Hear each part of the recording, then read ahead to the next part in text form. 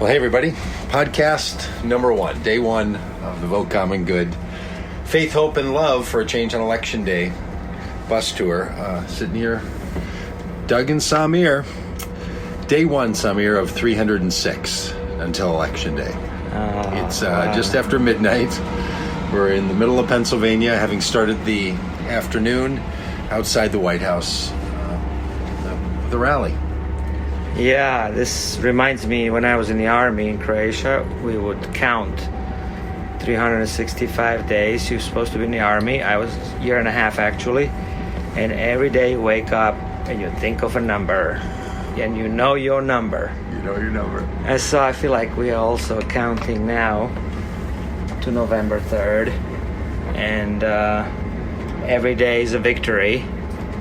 It's a pretty long journey. Yeah. You know, I was thinking about that laying here a minute ago. We're on this bus. It's a beautiful tour bus. It sleeps, there's 12 bunks in the bus. We won't normally sleep 12 people. We may sleep 9 or 8 or 10. But I was laying here out on the couch area, and I was thinking about how long it has been since November 8th, 2016, when Donald Trump was elected the President of the United States. And that was 3 years ago.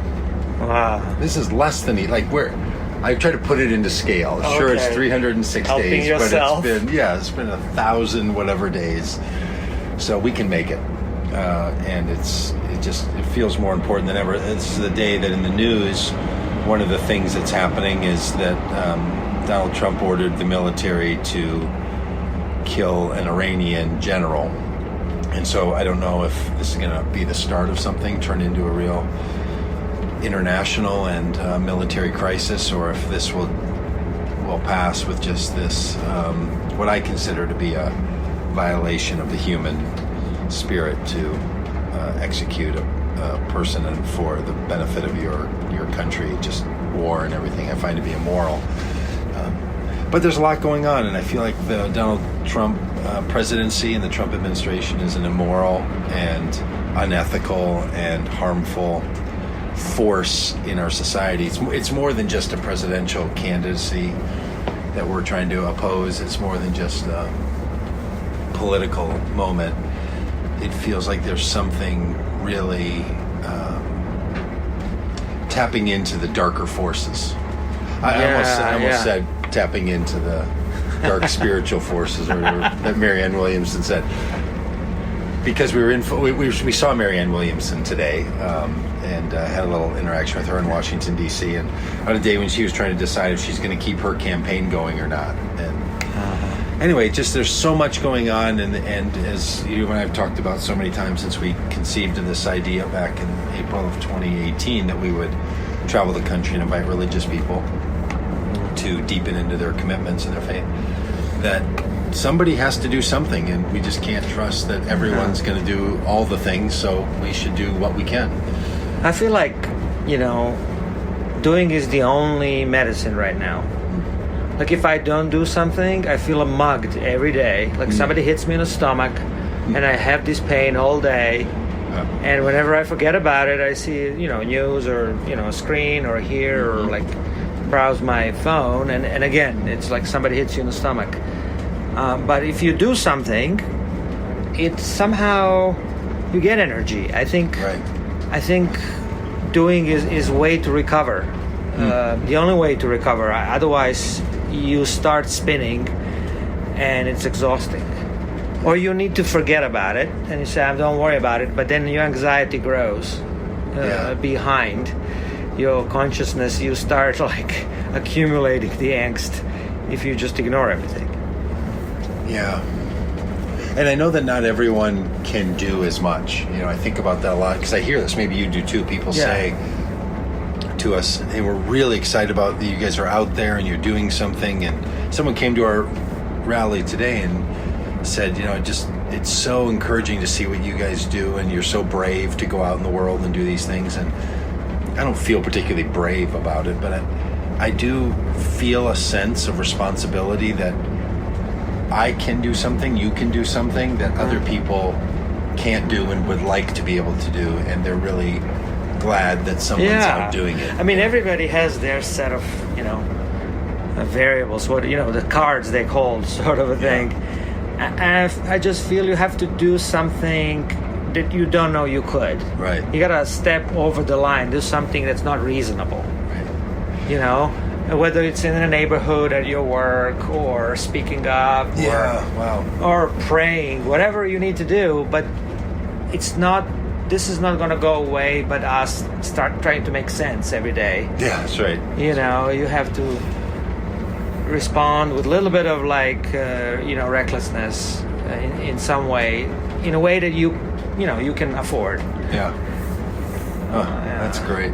Yeah, I think about so many times in my life where doing what we're going to do for 2020 through November 3rd, what we did in 2018, we traveled similarly for 5 weeks in 31 cities in 15 states.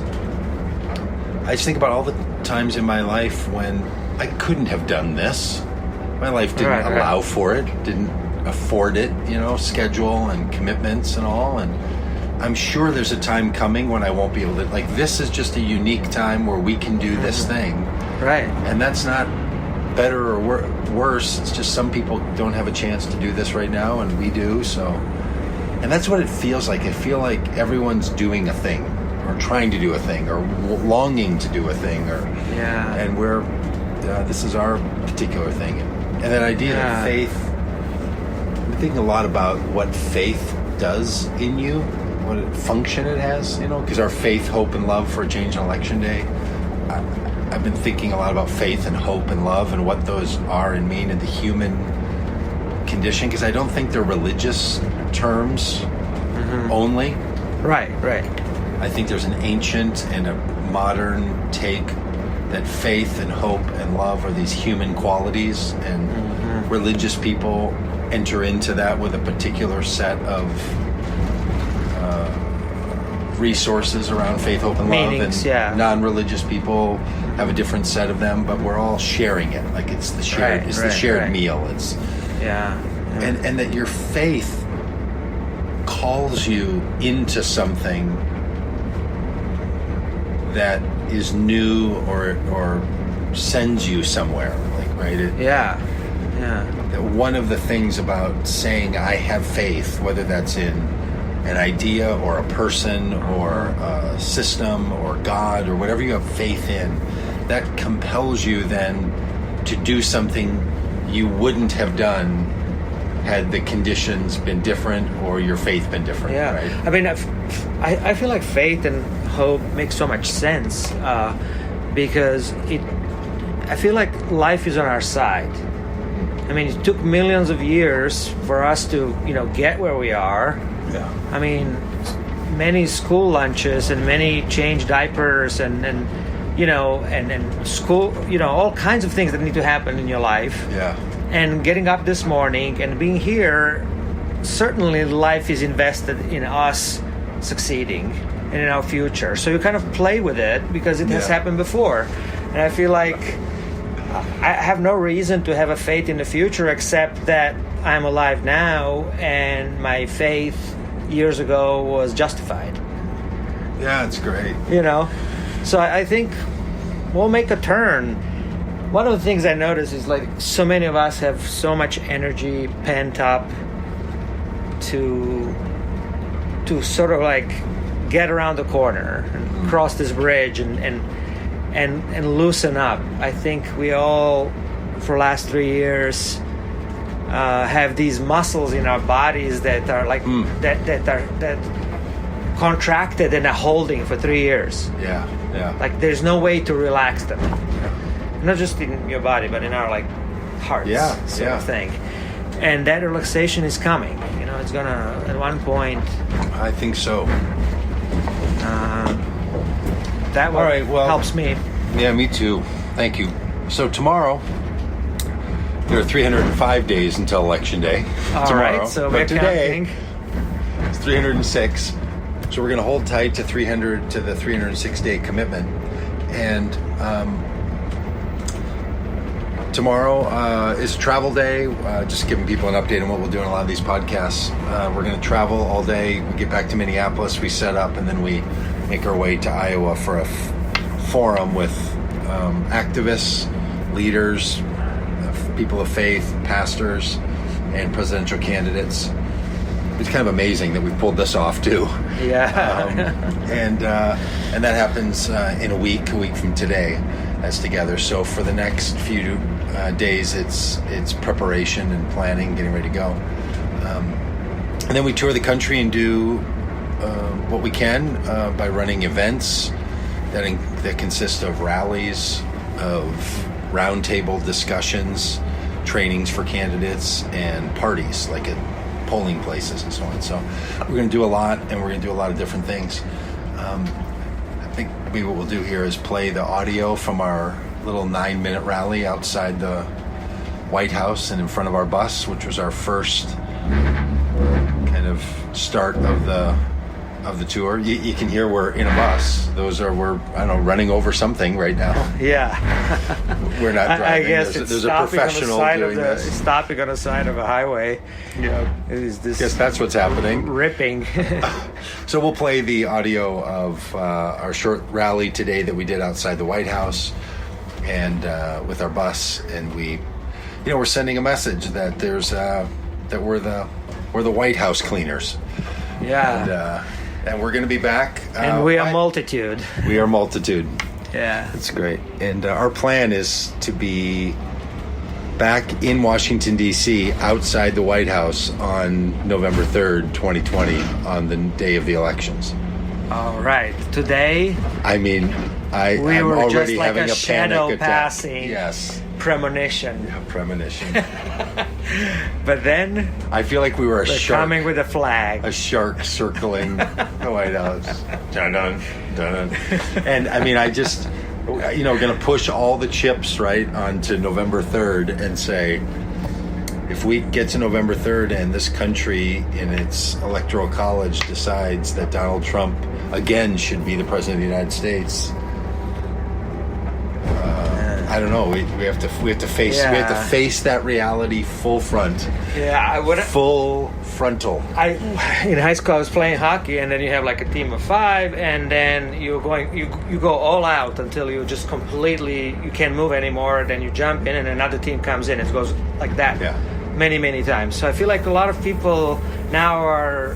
I'm comforted that not everybody's doing this, but I know when I step aside, there's a fresh team coming in. Yeah. So I feel like people who are maybe right now home and working and going with a, sacred life of, every day are, jump in some way. At least on November 3rd into a polling booth. Well, we'll see, or not, world doesn't stop on November 3rd, It doesn't stop. Who's gonna know what's gonna happen then? That's right. All right, so here's the audio from our rally this afternoon, and I guess from the road after midnight of America. Vote common good. Faith, hope, and love for a change on Election Day podcast.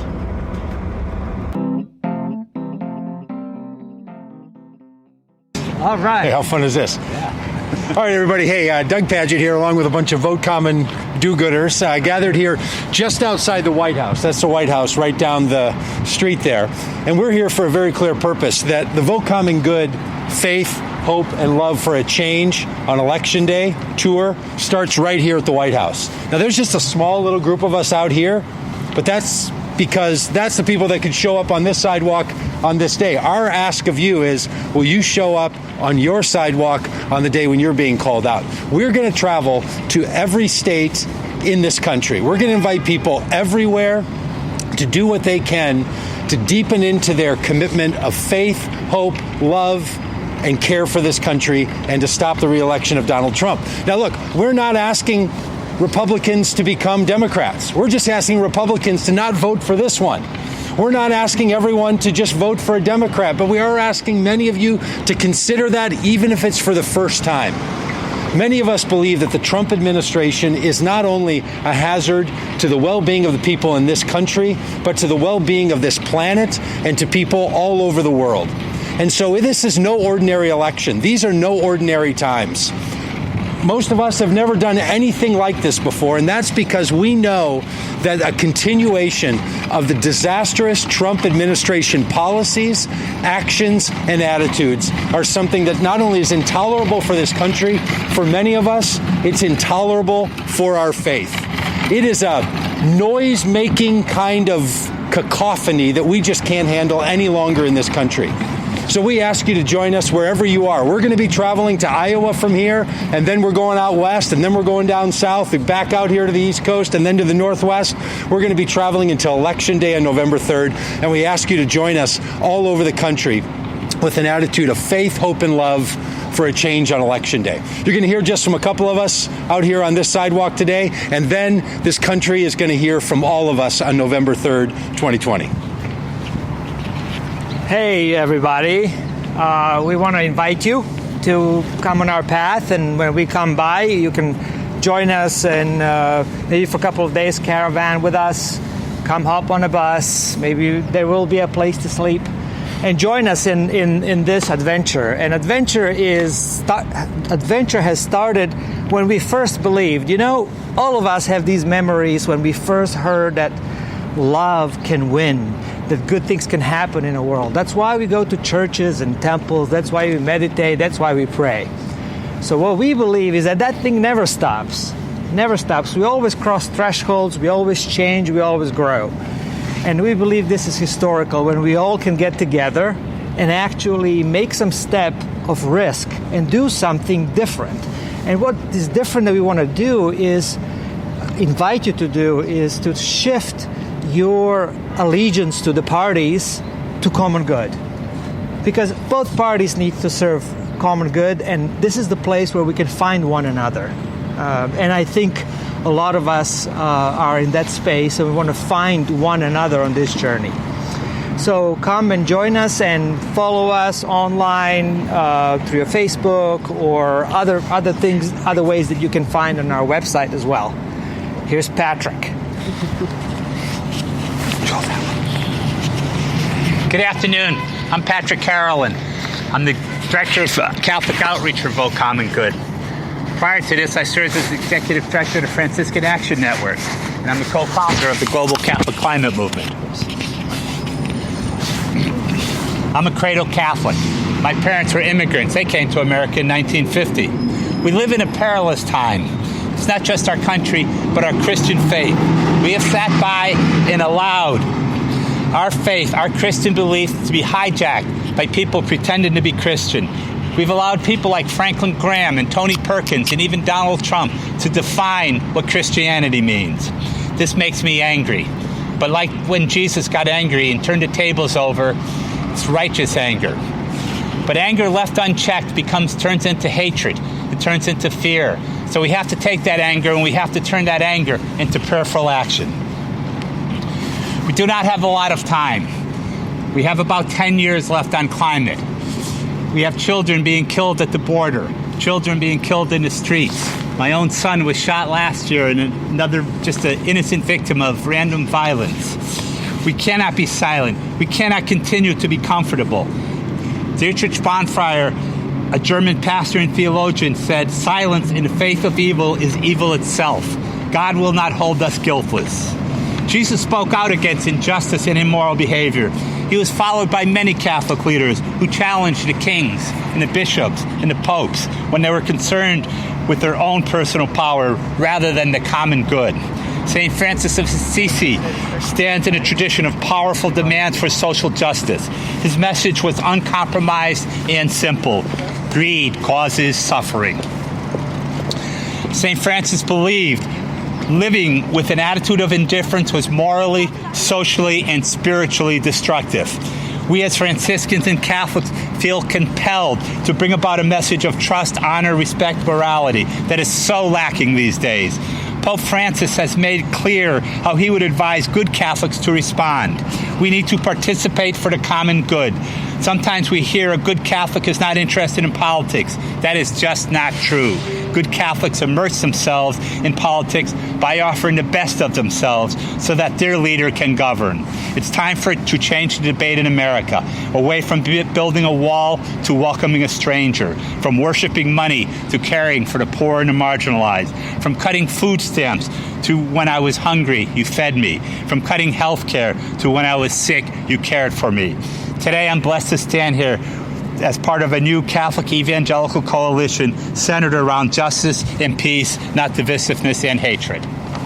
Thank you, Patrick. Hey, look, we all know that for a lot of us, life's not about the White House. It's not even about who the president is. For a lot of us, we'd love to just stay out of that conversation as much as we can. We know that for many people, they would just as soon avoid politics and take care of their family or take care of their own futures. But we also know that when you care about the common good, you have to care about all the things. And in this election season, for many of us, that means also caring about who represents this country as the President of the United States. So for many of us, it's time to wake up, to speak up, and to stand up. So we're going to tour this country. We're going to invite people everywhere, not to do something unusual, but to do what they know is right in their hearts. We're not here to tell someone who to vote for. If someone doesn't think Donald Trump is a problem for this country, there's nothing we can say or do that's going to convince them of that. But we know there are many people who feel bullied, who feel like they don't have a choice about who they vote for, and we want to encourage them. We want to encourage them with our showing up in their town. We want to encourage them with being online. We want to encourage them with your voice and your commitment and your activism as well. So whether you've been a longtime activist, whether you're just newly enraged, whether you're someone who has woken up to the needs of politics in this country in a whole new way, we invite you to join with us. You can do that online. You can do that as we travel to every place. But most importantly, we ask that you would do whatever you know to be right. We're going to be asking people to get on this bus with us, but we really want you to get on whatever bus takes you to the roads that lead you to the place of the common good. We're sitting at the end of a blocked off road to the White House. They blocked off all roads that lead to the White House to keep it safe. But we're going to join the open roads of this country as we travel to every state in this country and invite people to join us. So would you invite people to join you in whatever way makes sense for you to wake up, to speak up, and to stand up every day, but especially 306 days from now. That's November 3rd, 2020, Election Day. So, should we all get on the bus? Sure. Let's go. Let's go. All right, friends. Well, there it is, the first episode of the Vote Common Good podcast for 2020. Hope you enjoyed. We're going to be working on the format and the sound and everything, so thanks for sticking with us. And you can find out all this over at votecommongood.com. Thanks for being part of the run.